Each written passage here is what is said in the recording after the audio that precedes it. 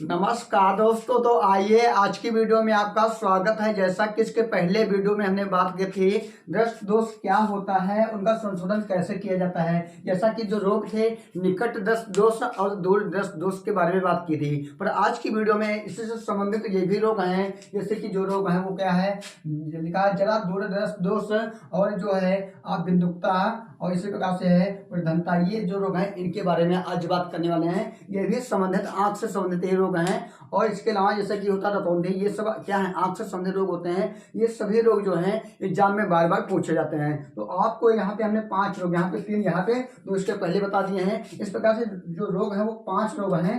5 लोग में से कोई आपको एक एग्जाम में यूपी बोर्ड के एग्जाम में आपको देखने को मिलेगा और आपके नंबर भी कंप्लीट होंगे। यहाँ 2-3 नंबर आपके कंप्लीट हो जाएंगे यहीं से। आइए तो देख लेते हैं आखिर ये आखिर रोग होते क्या हैं। तो यहाँ आप देख रहे हैं कि यहाँ लिखा है जरा दूर दृष्ट दोष, ठीक है। इसमें क्या होता है, इसको बोलते हैं प्रेसबायोपिया बोलते हैं। तो इसमें होता क्या, क्या आंख में दिक्कत आती है, क्या परेशानी आ जाती है, इससे रोग हो जाता है। इसमें क्या दिक्कत है, हमको क्या इसके लक्षण क्या होते हैं, तो ये बात कर लेते पहले। ये होता क्या है, लिखा आयु में वृद्धि के साथ साथ, मतलब जैसे जैसे आयु बढ़ती जाती है, आयु बढ़ती जाती है और ठीक वृद्धि होती जाती है आयु की, उससे क्या होता साथ साथ नेत्र की मांसपेशियां दुर्बल हो जाते हैं। यानी जो नेत्र होता है, नेत्र की जो मांसपेशियां होती हैं, यानी मांसपेशियां जो होती हैं इसे पश्चामी मांसपेशियां होती हैं, ये क्या होते हैं, दुर्बल हो जाती हैं। क्या हो जाती हैं, दुर्बल हो जाती हैं। और जिस कारण नेत्र की समंजन क्षमता घट जाती है। जिसके कारण क्या होता है, नेत्र की जो समंजन क्षमता होती है, यानी जो फोकस खींचने की क्षमता होती है, वस्तुओं से जो फोकस उसको खींचने की क्षमता होती है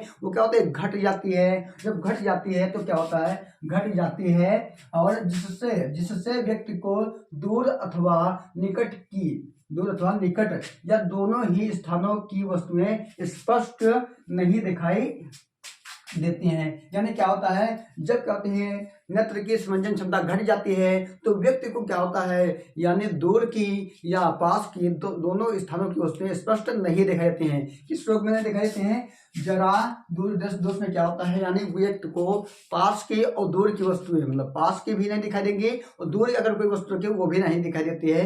ये कब होता है, जैसे जैसे वृद्धि होती जाती है शरीर की, यानी बूढ़े जैसे जब हो जाते हैं तो उन लोगों में क्या होता है, ये रोग उत्पन्न होता है। क्यों उत्पन्न होता है, क्योंकि क्या होता है, मनुष्य की जो मनुष्य होता है उसकी नेत्र की मांसपेशियां दुर्बल हो जाती हैं, जिससे क्या होता है, उसकी समंजन क्षमता घट जाती है। इसी कारण ये रोग उत्पन्न होता है। तो आगे बात कर लेते हैं, इसी को ले लिखा है इससे ही जरा दृष्ट दोष, यानी इससे ही जरा दूर दृष्ट दोष कहते हैं। इसी को बोलते हैं जरा दूर दृष्ट दोष, ठीक है। तो ये होता है, पर इसके कारण क्या हो सकते हैं, जरा दूर दृष्ट दोष के कारण, ठीक है। लिखा है पश्चामी मांसपेशियों की शक्ति में कमी, यानी जो पश्चामी मांसपेशियां होती हैं इसकी शक्ति यानी बहुत पावर जो होती है बहुत घट जाती है, मतलब फोकस को खींचने की क्षमता क्या होती है, घट जाती है। और लिखा है तथा नेत्र लेंस के लचीलेपन में कमी आ जाने के कारण नेत्र में जरा दूर दृष्ट दोष होता है। यानी जो नेत्र लेंस होता है इसमें क्या है, लचीलापन हो जाता में कमी, लचीलापन जो होता है कमी आ जाती है। जब बूढ़ा हो जाएगा तो लचीलापन में कमी भी आ जाएगी। इससे क्या होता है, ये रोग उत्पन्न हो जाता है। कौन सा रोग उत्पन्न हो जाता है, जरा दूर दृष्ट दोष। इसमें क्या होता है, ना ही पास की वस्तु दिखा देंगी ना ही दूर की वस्तु दिखा देंगी, तब ये रोग उत्पन्न हो जाता है, ठीक है।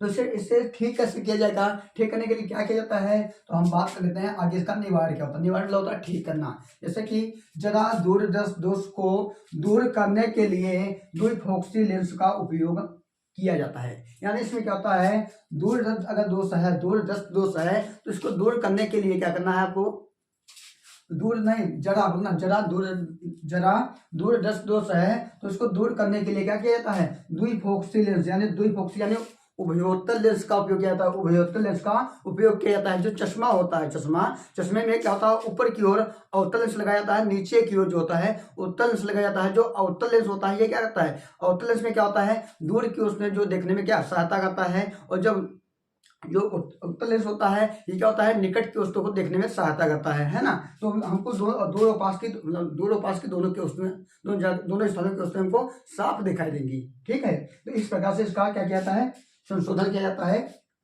तो आगे बात कर लेते हैं, कौन सा है अबिंदुकता, जिसको होते हैं स्टिग्मेटिज्म बोलते हैं, ठीक है।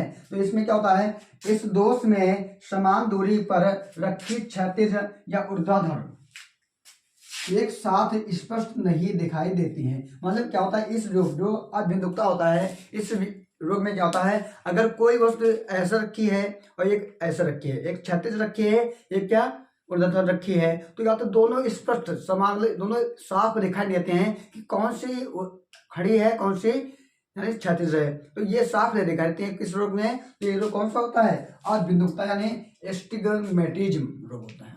ठीक है, और कारण क्या हो सकते हैं इसके हैं, तो अभिमुखता के कारण यानी कार्निया की गोलाई में असमानता के कारण नेत्र में यह दोष यानी यह रोग उत्पन्न होता है। जो कार्निया होता है हमारे आंख में, ये जो कार्निया भाग होता है, इसमें क्या इसकी गोलाई में असमानता आ जाती है, या इसका आकार जो होता है असमान हो जाता है, इसी के कारण क्या होता है, यह रोग उत्पन्न हो जाता है। कौन सा हो जाता है, एस्टिग्मेटिज्म।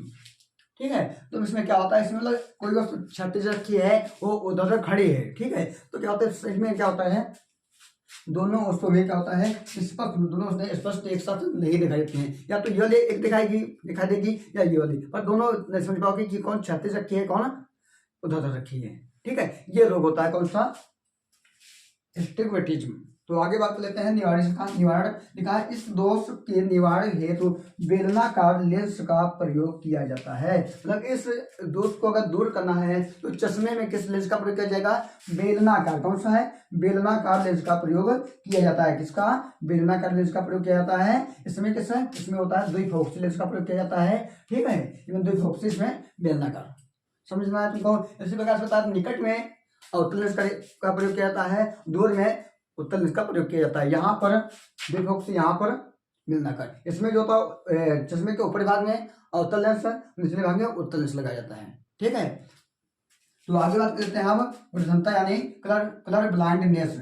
ये क्या होता है, कलर से आपको पता है रंगों की पहचान यानी ब्लाइंडनेस में कमी आ जाती है, रंगों की पहचान करने में कमी आ जाती है। जैसा कि देख लेते हैं, इस दोष से पीड़ित व्यक्ति ठीक से देख तो सकते हैं। मतलब ये जब दोष होता है तो व्यक्ति जो होते हैं ठीक से देख सकते हैं, पर क्या दिक्कत है, देख सकते हैं पर दिक्कत क्या आती है, परंतु कुछ निश्चित रंगों में अंतर नहीं कर पाते हैं। यानी कोई ऐसे रंग जो निश्चित रंग है, जैसे कि लाल और हरा रंग है, इसमें निश्चित अंतर नहीं कर पाते हैं कि जो रंग है, मान लो यहाँ पे हमने ये लाल से छपा है, लाल ये है, इसी के ऊपर हमने जो लाल है बोर्ड का जो इसका लाल है, इसमें हमने हरे से लिख दिया,